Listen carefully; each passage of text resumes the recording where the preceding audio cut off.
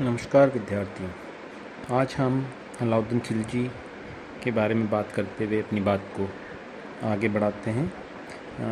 अलाउद्दीन की उत्तर भारत विजय या दक्षिण विजय को देखने से पहले हम संक्षिप्त में अलाउद्दीन के राजत्व सिद्धांत और उसकी योजनाओं के बारे में आज बात करेंगे। अलाउद्दीन की महत्वाकांक्षी और दमनकारी नीतियों का हमें अनुमान उसके राजत्व और उसकी योजनाओं के को जानने से अच्छी तरह से लग पाएगा।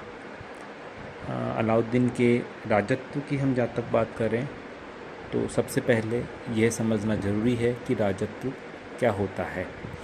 बलबन के राजत्व के समय भी मैंने आपको बताया था कि राजत्व का अर्थ ये है कि राजा अपने अधिकारों और कर्तव्यों के बारे में क्या सोचता है, इसके आधार पर उसका राजत्व निर्धारित किया जाता है। कि राजा अपने अधिकारों को के बारे में ये सोचता है कि वह जनता से प्राप्त हुए हैं, या ये सोचता है कि वो अल्लाह से प्राप्त हुए हैं। और उसके इसी प्रकार वो जब अपने कर्तव्य के बारे में देखता है तो उसके संपूर्ण अध्ययन के बाद में जो निष्कर्ष सामने आता है वो शासक का राजत्व कहलाता है। अलाउद्दीन के राजत्व को देखने के लिए हमें अलाउद्दीन तथा बयाना के काजी मुगिसुद्दीन के बीच हुई बातों का ब्यौरा बर्नी के द्वारा लिखा हुआ मिलता है। उससे इस ब्यौरे से अलाउद्दीन के राजत्व सिद्धांत पर प्रकाश पड़ता है। अलाउद्दीन स्वयं को ईश्वर का प्रतिनिधि समझकर शासन करना चाहता है। बर्नी के शब्दों में हम कहें तो सुल्तान बनने के बाद अलाउद्दीन इस नतीजे पर पहुंचा कि राजनीति और शासन दो अलग अलग चीज़ हैं और नियम तथा कानून दूसरी चीज़ है। वो ये कहता है कि राजनीति और शासन एक चीज़ है और नियम और कानून दूसरी चीज़ है। और शाही आदेश सुल्तान देता है, जबकि कानूनी आदेश काजी या मुफ्तियों का काम है। इस प्रकार उसने धर्म और राजनीति को अपने राजत्व में अलग अलग करने का प्रयास किया। उद्देश्य ये था कि अभी तक दिल्ली सल्तनत जो एक सांप्रदायिक शासन चला रही थी, अलाउद्दीन अपने राजनीति पर या अपने शासन पर धर्म का या काजियों का प्रभाव समाप्त करना चाहता था। इस सिद्धांत के अनुसार रियासत का मामला जब उसके सामने आता है तो वह लोकहित देखता है और इस बात की चिंता नहीं करता कि कानून के अनुसार वो जो कर रहा है वो सही है या नहीं। अर्थात जो भी राजनीति का प्रश्न के सामने आता है उसको वह अपनी व्यवहारिक बुद्धि से सुलझाता है। धर्म का उस पर वो प्रभाव नहीं रखना चाहता। और वो आगे ये भी कहता है कि राजनीतिक मामलों में वो कानूनी परामर्श नहीं लेता, इसलिए उसके पास विद्वान लोग कम ही आते हैं। बर्नी का ये उद्धरण इलियट और डाउनसन ने अपनी बुक में उद्धृत किया है। बलबन की तरह अलाउद्दीन ने भी ये प्रदर्शित करने का प्रयास किया कि सुल्तान का प्रताप असीम है और वह पृथ्वी पर ईश्वर का प्रतिनिधि है, और इसी कारण वो किसी के भी प्रति उत्तरदायी नहीं है। वो चाहे जैसे शासन राज्य हित में कर सकता है। उसने यह भी विश्वास प्रकट किया कि सुल्तान में अन्य सभी लोगों से अधिक बुद्धि होती है और इसलिए सुल्तान की इच्छा ही कानून है। इस प्रकार बलबन ने जो नियाबत खुदाई शब्द काम में खुद के लिए लिया, वही उसी भाव को अलाउद्दीन ने काम में लिया। अलाउद्दीन के राजत्व सिद्धांत में ये नियम उसने प्रतिस्थापित किया कि राजा का कोई भी संबंधी नहीं होता और राज्य के सभी लोगों को अनुचर के रूप में उसकी आज्ञा का पालन करना चाहिए। जब हम अलाउद्दीन के अत्याचारों पर दृष्टि डालते हैं तो हम देखते हैं कि उसने अपने सगे संबंधियों को भी नहीं बख्शा। वो राज्य की नीति निर्धारण में स्वयं को ही सर्वोपरि मानता था और किसी भी व्यक्ति या दल से प्रभावित वह नहीं होता था।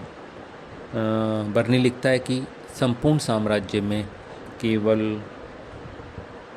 दिल्ली का कोतवाल अलाउल मुल्क ही ऐसा व्यक्ति था जो बलबन का मित्र था और उसको परामर्श देने की हिम्मत करता था। बाकी अन्य अमीर या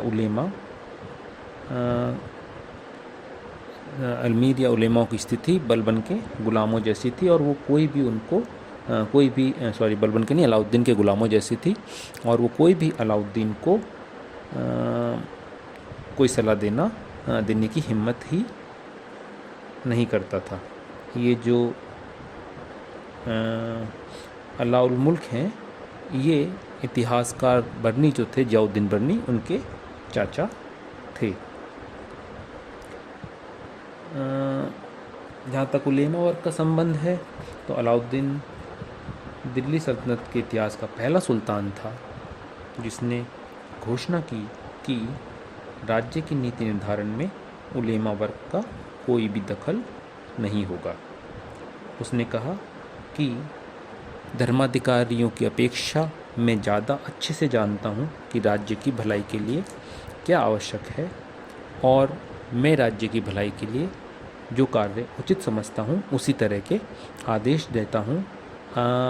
मैं नहीं कह सकता कि ये आदेश शरीयत के अनुसार हैं या उसके विरुद्ध हैं और क़यामत के दिन मेरा क्या होगा वह मैं नहीं कह सकता। इस प्रकार अलाउद्दीन खिलजी ने धर्म पर राज्य का नियंत्रण स्थापित किया और उसने ऐसे तत्वों को जन्म दिया जिसको हम कम से कम सैद्धांतिक तौर पर तो असंप्रदायिक आधार पर राज्य को खड़ा करना कह सकते हैं। लेकिन इसका अर्थ ये नहीं है कि अलाउद्दीन राज्य के लिए धर्म को काम में नहीं लेता था। यद्यपि उसने उलेमाओं का शासन व्यवस्था में हस्तक्षेप रोका, लेकिन जब भी उसको धर्म की आवश्यकता कूटनीति के लिए होती थी, अर्थात जब वो भारतीय नरेशों या जनता के विरुद्ध युद्धों में मुसलमानों को उकसाना चाहता था, तो वो उनकी धर्मांधता का लाभ बखूबी उठा लेता था और जब भी उसे सैनिक समर्थन की ज़रूरत होती थी तो वो सैनिकों की मुस्लिम धार्मिक भावनाओं को उत्तेजित कर उसका लाभ ले लेता था। चित्तौड़ युद्ध में और उससे पहले भी इस तरह की घटना, इस तरह के फ़ायदे उसने उठाए। यद्यपि अलाउद्दीन जानता था कि वह एक सर्वोपरि शासक है, लेकिन फिर भी उसने अपनी सत्ता की जड़ें मजबूत करने के लिए खलीफा के नाम का सहारा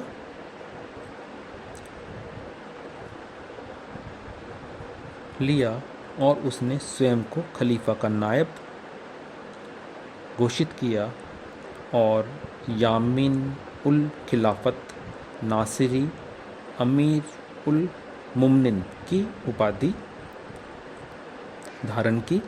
उसने सैद्धांतिक रूप से खिलाफत की परंपरा को जीवित रखा, यद्यपि राजनीतिक रूप से या कूटनीतिक रूप से वो वही करता था जो उसे राज्य के हित में अच्छा लगता था। अलाउद्दीन के राजत्व में हम देखते हैं कि उसने कभी भी स्वयं को हिंदुओं का शासक नहीं समझा, जिस प्रकार वह अपने आप को मुसलमानों का शासक समझता था। इसलिए उसने निश्चित विचारधारा और योजना के अनुसार हिंदुओं के दमन की या उन्हें समाप्त करने की या उनकी समृद्धि समाप्त करने की या उनके धन को खींचने की पूरी तरह नीति अपनाई। राज्य में हिंदुओं की स्थिति क्या होनी चाहिए, इस विषय पर वह अपने मित्रों और काजी मुगुसुद्दीन से सलाह लेता रहता था। अलाउद्दीन के राजत्व सिद्धांत की उसने एक मांग ही लगभग बना ली थी, या उसने राजत्व सिद्धांत का एक नियम बना लिया था कि हिंदुओं को दीनहीन और निशक्त कमज़ोर अवस्था में रखना चाहिए, ताकि वो किसी भी तरह का विरोध या विद्रोह नहीं कर सके। इस प्रकार अलाउद्दीन ने अपनी राजत्व सिद्धांत में, राजत्व में उसने धर्म का सहारा लिया भी, लेकिन जहाँ उसे राजनीति में धर्म का हस्तक्षेप महसूस होता वहाँ उसे वह पृथक कर देता, और उसने धर्म को राजनीति से पृथक किया। अमीरों को अपने से अलग करने के लिए उसने स्वयं को ईश्वर का प्रतिनिधि माना, सामान्य व्यक्तियों से अपने आप को अलग किया। इसके अलावा उसने अमीरों के साथ साथ उलेमाओं के, उलेमा मतलब वो जो धर्म गुरु होते हैं, तो उलेमाओं के प्रभाव से भी राज्य को मुक्त करने का प्रयास किया। अब अगले व्याख्यान में हम अलाउद्दीन की विजय योजनाओं के बारे में बात करेंगे। थोड़ी सी बात हम यहाँ इस बारे में भी कर लें कि अलाउद्दीन ने क्या योजना अपनी बनाई।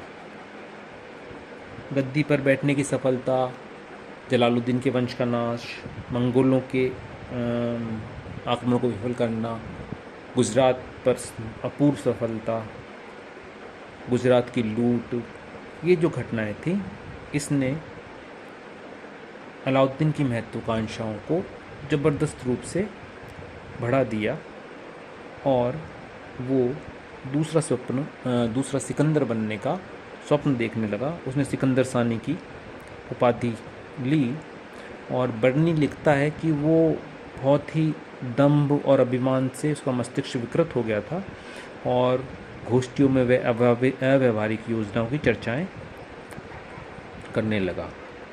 उसकी पहली योजना थी एक नवीन धर्म स्थापना करना, ताकि आने वाली पीढ़ियाँ उसे पैगंबर के रूप में नाम लें। और उसकी दूसरी योजना थी सिकंदर के कामों को दोहराना और दूर दूर तक विजय पताका या अपने साम्राज्य को स्थापित करना। दो योजनाओं की बात करते हुए वो कहता था कि सर्वशक्तिमान ईश्वर ने पैगंबर को 4 मित्र दिए थे, उसी प्रकार उसने मुझे भी 4 मित्र उलूग खां, जफ़र खां, नुसरत खां और अल्प खां दिए हैं, और जिस प्रकार इन चारों मित्रों की सहायता से इस्लाम स्थापित हुआ और इस्लाम के कारण पैगंबर का नाम क़यामत के दिन तक अमर रहेगा, उसी प्रकार ये चारों मेरी समृद्धि के बल पर बड़े प्रतिष्ठित और शक्तिशाली बन गए हैं, और मैं चाहूँ तो इन चारों मित्रों की सहायता से एक नया धर्म चला सकता हूँ, और मेरी तथा मेरे मित्रों की तलवार के बल पर सब लोगों को इसकी शरण में ला सकता हूँ। तब स्वयं को वो कहता है पैगंबर, और उसके मित्रों का नाम भी अंतिम दिनों तक कायम रहेगा। इसी प्रकार उसकी दूसरी योजना सिकंदर के समान अगणित सेना स्थापित करने की और पूरा विश्व विजय करने की थी, ताकि वह संसार को अपने अधीन कर पाए। बर्नी कहता है कि इन योजनाओं का जिक्र करते हुए सुल्तान फूला नहीं समाता था, उसके अंदर दम्भ आ गया था। जैसा कि हम पहले कह चुके हैं कि किसी भी अमीर का या उलेमा का अलाउद्दीन के समक्ष बोलने का साहस नहीं था। केवल एक व्यक्ति था जो दिल्ली का कोतवाल अलाउल मुल्क था, जिसे सुल्तान को परामर्श देने का साहस था।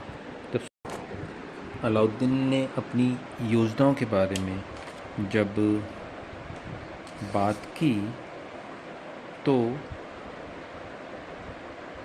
अलाउल मुल्क ने कहा कि प्रथम योजना अर्थात नवीन धर्म स्थापना की योजना जो है वो व्यवहारिक नहीं है, क्योंकि धर्म, संप्रदाय और शरीयत बहस का विषय नहीं है। इसका संबंध पैगंबरों से है, बादशाहों से नहीं। और दूसरी योजना के बारे में उसने कहा कि आपको 2 महत्वपूर्ण कार्य करने हैं। सबसे पहले तो आपको इस ओर ध्यान देना चाहिए कि पहले हिंदुस्तान तो विजय कर लें, जिसमें रणथंबोर, मालवा, चंदेरी, चित्तौड़, धार, उज्जैन आदि राज्य हैं। उसके बाद जालौर, मुल्तान, पालम, लाहौर, दीपालपुर, इस प्रदेश को विजित करें। और इनके दमन के बाद में फिर यदि कहीं विद्रोह का नाम सुनाई ना दे, तब आपका दूसरा महत्वपूर्ण कर्तव्य है कि मंगोलों का मुल्तान वाला मार्ग बंद कर ले।